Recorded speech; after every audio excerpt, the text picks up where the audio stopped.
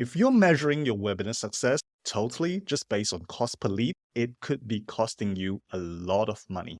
And in this episode, we'll dive into why that is the case and how to fix it.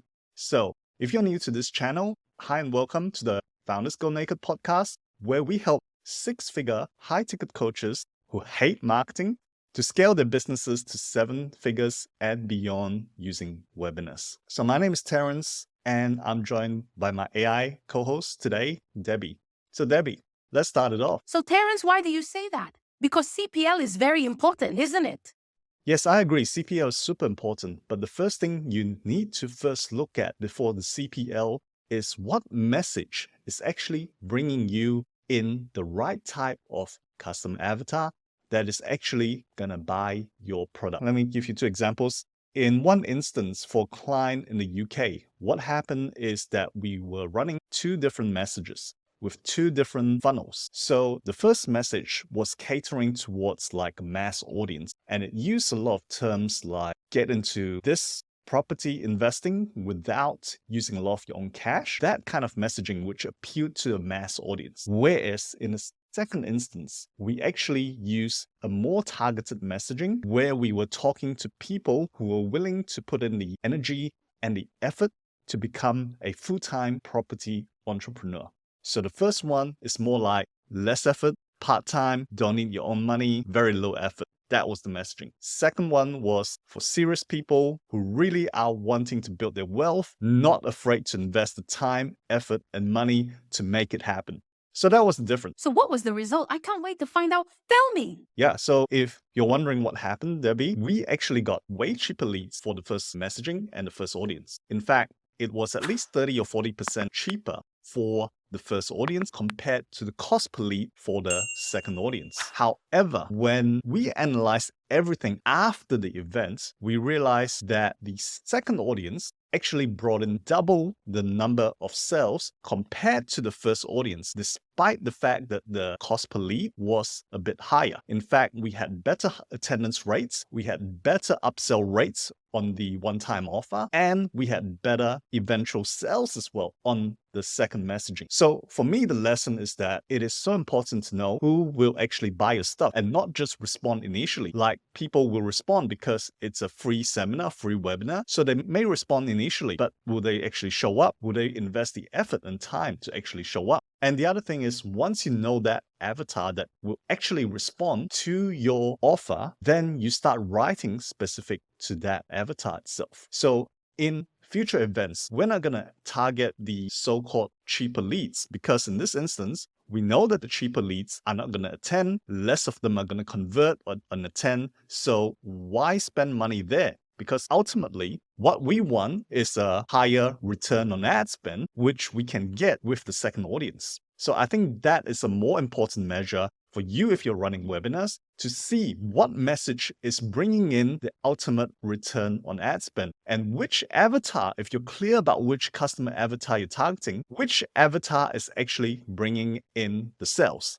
That is the more important thing than looking at cost per lead. So what happens if you have a similar cost per lead with different messages and funnels? Yeah, so Debbie, we do have a second situation where the CPLs were similar. So in this situation, we had several messages running simultaneously. And this time, the difference between the previous example and this example is that in this example, we were actually running the ads to the same audience. However, we had different messages that were targeting the same audience. So out of the four big ideas or messages that we had in our ads, we discovered one particular message was bringing in all the sales. Well, majority of it, right? So one particular message was bringing in 7 or 8 times return on ad spend compared to the rest, which were bringing in 1, 2 times or 3 times return on ad spend. This one message was bringing in 7 times to 8 times the ROAS that compared to the rest, which was way more profitable. How come that happened? I don't understand.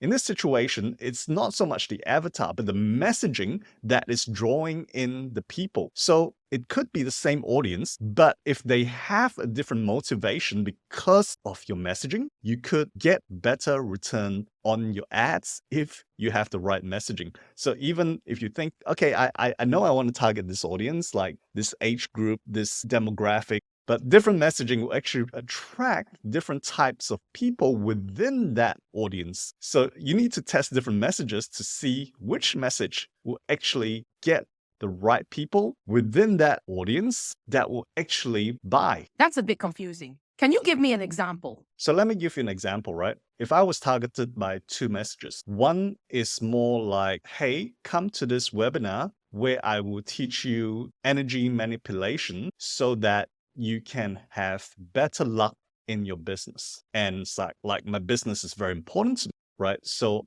I'll probably sign up. At the same time, I might have a different message coming at me saying that how to use energy manipulation to actually improve your health. And health is important to me too. But ultimately, I might come to the webinar because of the business messaging. And I end up buying because my intent of coming to that webinar is to improve my business. And I think to myself, if I invest $1,000 in this program and I grow my business by 10%, it is like, wow, fantastic return on investment, right? Whereas if I'm attracted by the health messaging and I come to the webinar because of the health messaging, and I think I invest $1,000, I'm not sure about my return on investment. I might think, well, maybe it's like for that $1,000, I could hire a personal trainer and sign up for gym membership and get better returns, right? So I think that's just an example to illustrate that you need to test different forms of messaging, even though you have the same customer avatar. I know this gets a little bit deep, but I think it's so important to know that different messages can attract the same people for different intents to your webinar. So the takeaway from this is that when the cost per roughly the same, that's where you really need to look at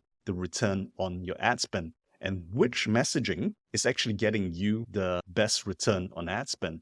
And then for the next round, double down on the messaging that gives you the best return on ad spend. Is there anything else we can look at? Because by the time the event is done, it might be too late to discover what messages actually worked. The other thing is you might also want to look at early indicators because sales is probably a lagging indicator. If you have a big webinar or big event like 3 weeks down the track or 5 weeks down the track, and you're not sure which one of the ads or which one of the messages you should invest most of your money into, that's where you can use some early indicators. Like, for example, if you have a one-time offer to upgrade the access in the webinar, like a $7 low ticket offer or whatever it is, if you find that one message is getting more people to upgrade, then that message is likely to ultimately give you a better ROAS in the long term.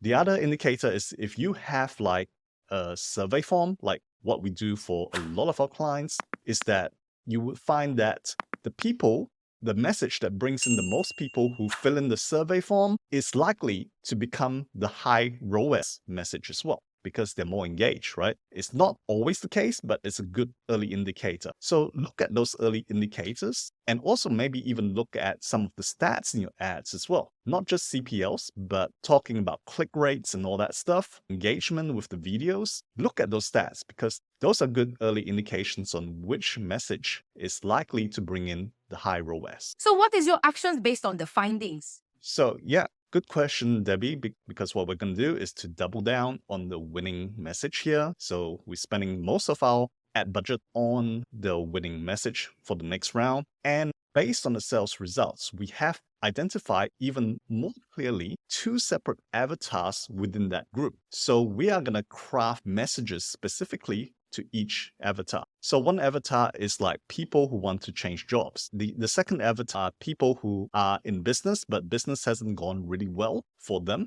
and they want this particular solution. So we are specifically tailoring our messaging towards these 2 avatars and advertising to them specifically for the next round as well. So those are the 2 things that we're doing. So that's it for this episode, guys. I hope it all makes sense and you'll be able to apply a lot of the ideas that I've shared today into your marketing.